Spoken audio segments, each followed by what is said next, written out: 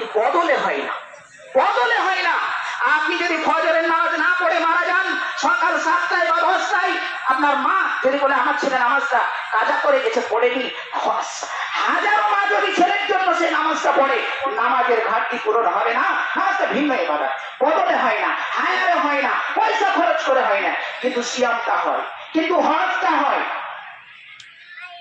আপনার উপর হজ খরচ হলো 2025-এ, আপনি অর্থ দেখছেন যে আমি আগে গরিব ছিলাম, এখন আমার এক্সেস টাকা আছে, হজ খরচ। এখন আপনি হ্যান্ডিক্যাপ, অসহায়, দুর্বল, অসুস্থ, হাড়ের প্রবলেম, প্লেনে উঠতে পারেন না, যাত্রা সহ্য হয় না, আপনি টাকা দিয়ে কাউকে বদলে হজ করাতে পারেন, পূর্ণ নেকি পাবেন, আপনার হক আদায় হয়ে গেল।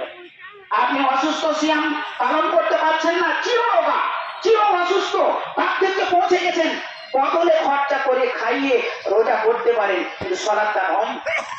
কিন্তু আমরা সিয়াম পালন করি না, বিনা অজুরে, বিনা কারণে। যারা সিয়াম পালন না করে তাদের জন্য ভয়াবহ শাস্তি রয়েছে।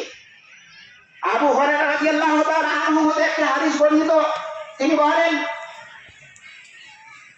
একদা রাসূল সাল্লাল্লাহু আলাইহি সাল্লাম বর্ণনা দিচ্ছেন যে আমি শুয়েছিলাম, ইতিমধ্যে দুইজন ব্যক্তি আসলেন। হযরত আবু হুরায়রা থেকে যেটা বর্ণিত, তিনি বলেন রাসূল সাল্লাল্লাহু আলাইহি সাল্লাম তিনি একদা খুতবার জন্য মসজিদে নববীতে উঠছেন, যেটা মেম্বার বলি আমরা, 3টা ধাপ, সিঁড়ি করা থেকে, অনেক জায়গাতে পাকা করা থাকে, অনেক জায়গাতে কাঠের তৈরি থাকে।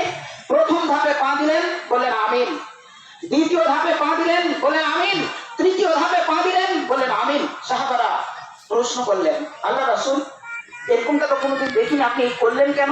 ইতিপূর্বে খুতবা দিয়েছেন, সোজা 3 কাঠে উঠে গিয়ে বক্তব্য দিয়েছেন, আজকে আমিন বললেন, বিষয়টা কি? আল্লাহর নবী বললেন, আজকে যখন আমি প্রথম ধাপে পা দিই, হযরত জিবরাইল